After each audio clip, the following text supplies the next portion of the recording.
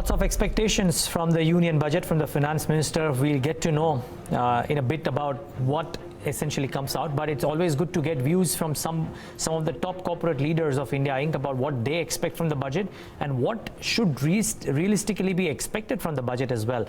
Well, it doesn't get bigger than this. Mr. Keki Mistry joins in right now with his thoughts. Mr. Mistry, good having you. Thanks much for joining in. As a captain of a large NBFC and a captain of India Inc. as well, what's your sense of what can the government do, and if indeed the large expectation of the government veering off the fiscal glide path in order to give a spurt to consumption or investment comes about, would you be happy or would you be disappointed, sir? No, I would be happy. I think a slight slippage on the fiscal front should not worry anyone too much, because in this kind of an environment it's more important to revive growth, to get growth back into the economy, to improve sentiments.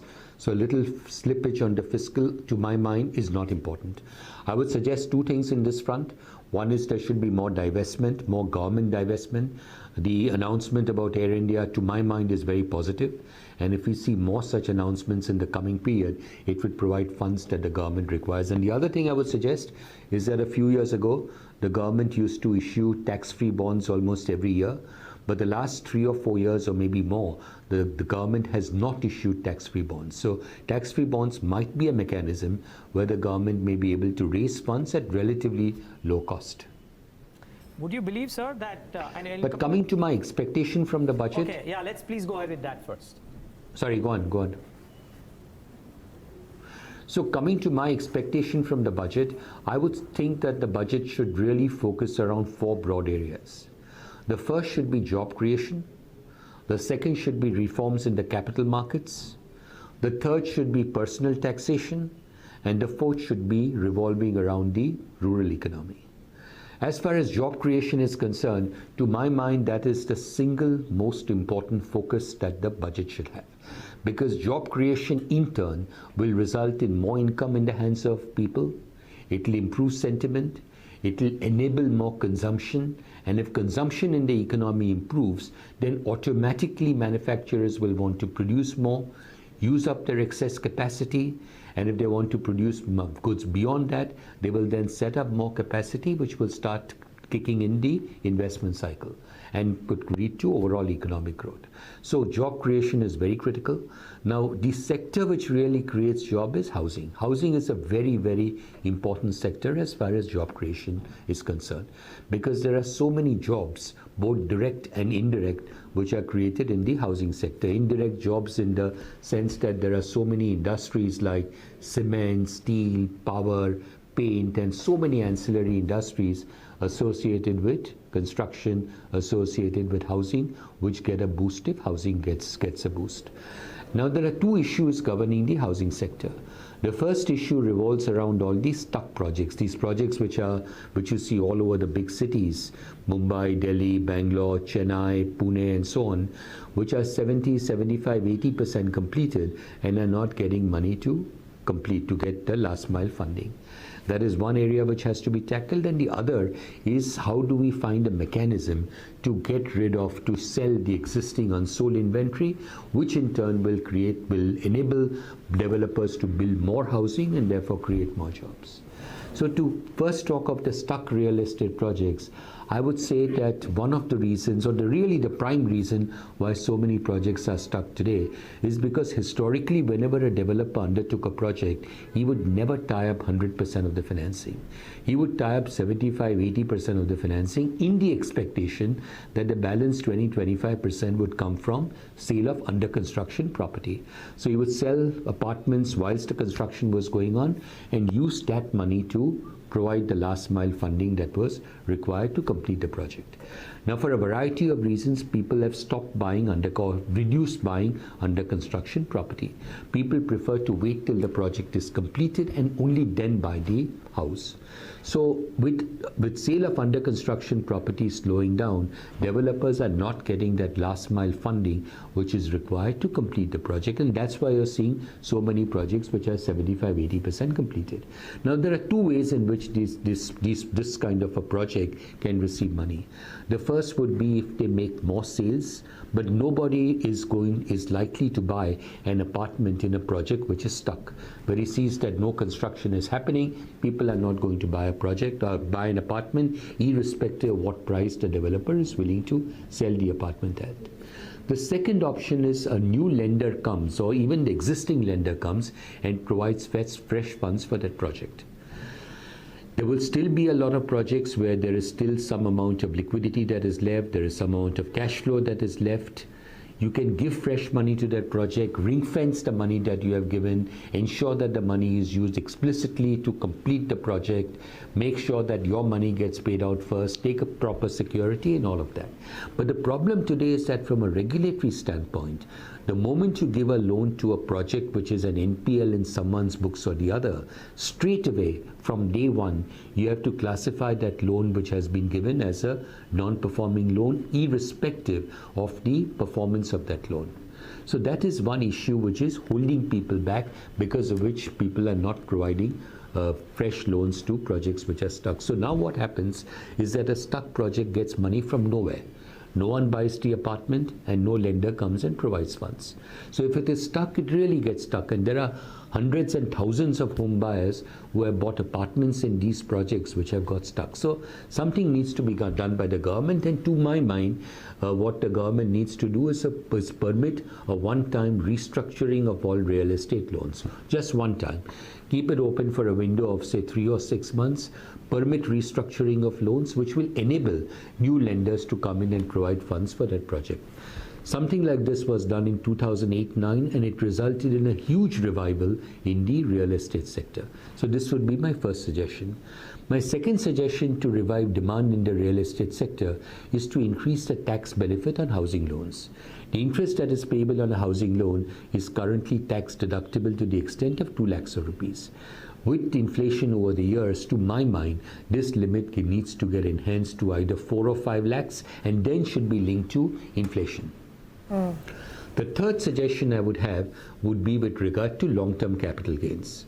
Long-term capital gains on property will not be providing much revenue to the government, because there are so many exemptions around it.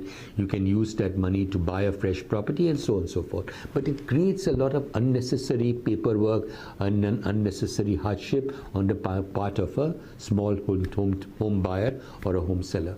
So my suggestion is that long-term capital gains on real estate should be abolished, provided the property has been utilized by that person for a minimum period of, let us say, 5 years. Right. A fourth suggestion I would have would be with regard to rental property. Now, we need to encourage the rental property market. The income that is taxable on a rental property is the rent which is received. The expense against that rent is the interest that is paid for buying that property.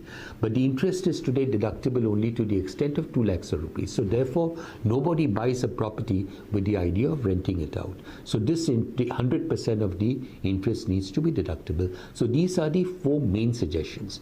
I could have a couple more, like the external commercial borrowings for funding real estate projects. Finance Minister announced some measures and announced liberalization in September, but the guidelines in this regard are still awaited. Right. The second would be stamp duty. Stamp duty is a state subject, but the stamp duty rate in certain cities is extremely high. This needs to be brought down. I would like to compliment the government for the various initiatives that are taken for the real estate sector, particularly the Prime Minister's Awas Yojana, the CLSS Credit Link Subsidy Scheme. My only suggestion here is that the number of locations under which this Credit Link Subsidy Scheme is covered needs to get increased. So first, as I said, was job creation. Second is capital markets. On capital markets, I have 2 suggestions. My first is that the long-term capital gains on sale of shares needs to be abolished. We introduced this 2 years ago with a grandfathering clause. I don't think there is much collection that the government does, and the administrative work surrounding calculation of the long-term capital gains after considering grandfathering with bonus, without bonus, in case of splitting of shares is very, very complicated and unnecessary. This needs to be, to my mind, removed. And the second is with regard to taxation of dividend. Dividend gets taxed at various points of time. A company, before it pays dividend, pays tax on the profit which it has made. Then dividend is paid, then there is a dividend distribution tax which the company pays, and then dividend gets taxed in the hands of the individual. My suggestion is that dividend tax should only be levied at source, which is at the DDT level. If the government wants to increase the DDT level beyond the current level, I don't think anyone will have too much of an objection. But rather than taxing it in the hands of the individual, which leads to so much of leakage and so much of dividend not getting taxed, I would suggest just one-time taxation at the DDT level, and therefore removal of taxation in the hands of the recipient. Right. Mr. Mistry, Personal income tax, I would have 2 or 3 suggestions. Yeah, please go on. Yeah, no, so, that's obviously something that's, consensus right now as to what happens with regards to the personal income tax and whether or not there is some tweaks and changes which are made that increases disposable income, which then in its own way finds its way towards increase in consumption, which could spur the consumption engine back on the growth track. Do you think all of this is something that even you would look forward to? Oh, absolutely. I would say that on the personal tax front, what we need to do is look at the high-end taxpayers, the higher end of the market. The imposition of a surcharge last year has dampened the spirits of high taxpayers who typically would spend a lot of money. So I would say that surcharge which was introduced last year needs to be probably rolled back or significantly reduced. And that would revive confidence and bring more people, may enable more people to go and consume. So this is one thing. And the second thing I would say is that today only 3 to 4% of India's population pay taxes. That by any standards, by any international standards, is extremely low. We have to find a mechanism where we increase compliance and ensure that the tax burden is met by a larger proportion of the population. Mr. Mistry, how closely are you going to be watching out for the fiscal deficit number?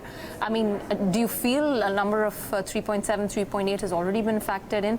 And at this point, fiscal slippage will most likely be prescribed over any form of creative accounting or expenditure cuts. Because at this point, when growth is suffering, fiscal expansion, though could be a short-term hurdle, it could actually prove beneficial, as history has shown. Well, to my mind, as I said, I think in the beginning when you asked, a fiscal slippage at this point of time will not be very negatively viewed by the market. Because at the end of the day, the market recognizes that the important thing at this point of time is to create more consumption, to improve, to revive demand, to improve sentiments in the economy. And that can happen with some tweaking of the personal tax rates. It can happen with some degree of spending in the rural economy, productive spending in the form of building roads and bridges and rail lines and houses and stuff like that. So I would not worry too much of a small fiscal slippage.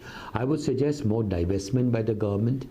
The announcement about the Air India divestment, I would view as something very positive. So we need more such divestment to take place. And the other thing I would think is that the government may possibly look this year at issuing tax-free bonds once again, something they used to do at one point of time. Yeah, well, Mr. Mistry, one final question really. You mentioned about divestment. The only question is some of the listed entities, maybe because of the lack of buying interest currently or otherwise, as we understand, have been pushed for the next financial year. Do you reckon a roadmap would be enough, or would a specific timeline about when the divestments happen in order to shore up the confidence about the balance sheet numbers for the government as well will be necessary? Well, to my mind, demand will come back to these listed stocks, as you put it, by virtue of the fact that if we do carry out these capital market reforms or these capital market couple of adjustments that I talked about, long-term capital gains tax, dividend distribution and so on and so forth, market sentiments will improve, stock markets will go higher, and that would provide the incentive that a buyer would look at. So to my mind, there would be a sufficient demand for some of the PSU units with proper, clauses and safeguards in place. Right, Mr. Mistry, it was great getting your thoughts here on the special coverage of Budget 2020. Thank you so much for joining us.